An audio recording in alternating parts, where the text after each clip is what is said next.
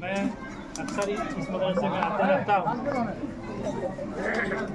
और मुझे लगता है कि यहाँ के लगभग 95-96% लोग मुझे पहचानते भी होंगे।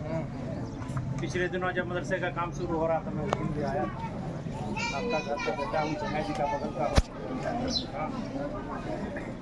आज इस मंच पर आए हुए उनका लोकसभा के इंडिया गठबंधन के प्रत्याशी माननीय नलिन सोरेन जी, मंचासीन आंदोलनकारी चिन्हितीकरण आयोग के सदस्य और वर्षों तक देवघर जिला को संभालने वाले पूर्ववर्ती जिला अध्यक्ष नरसिंह मुर्मू जी, दुमका से नलिंदा के साथ चल करके लगातार कैंपेनिंग में भाग ले रहे अब्दुल सलाम साहब, मंच को संचालन कर रहे सद्दाम जामी साहब, झारखंड मुक्ति मोर्चा के वरिष्ठ नेता अशोक मंडल जी, अब्दुल कयूम साहब, करमाटान प्रखंड के अध्यक्ष साक अंसारी साहब, सगीर खान साहब, मेरे साथ लगातार कैंपेनिंग में साथ चल रहे सबीर साहब, महफूज साहब, आफ्ताब साहब, नसीम साहब और तमाम यहाँ पर मौजूद विराजपुर गांव के नौजवान साथियों, बुजुर्गों, प्यारे प्यारे बेटे बेटियों, मेरा आंदोलन उस समय शुरू हुआ था, क्योंकि ये बात मैं एक बार दोहरा देता हूँ। जब हम लोग उर्दू के लिए लड़ रहे थे, भाजपा की गवर्नमेंट थी यहाँ पर, 2004 में बलियारी साहब को लेकर के चारों तरफ घूमते थे। मौलाना असगर अली साहब को बढ़िया से याद होगा, सद्दाम जामी साहब को याद होगा, और बहुत बड़ा रैली हम लोगों ने किया था।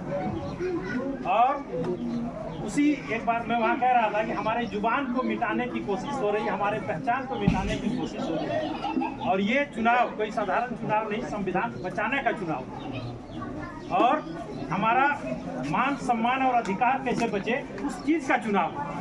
पहले का जो भी लोकसभा चुनाव होता था या विधानसभा का चुनाव होता था, सत्ता के लिए और साथ में देश के विकास के लिए, एजुकेशन के लिए, रोजगार के लिए और तमाम चीज़ें देशवासियों को कैसे मुहैया हो उस चीज़ का चुनाव होता है।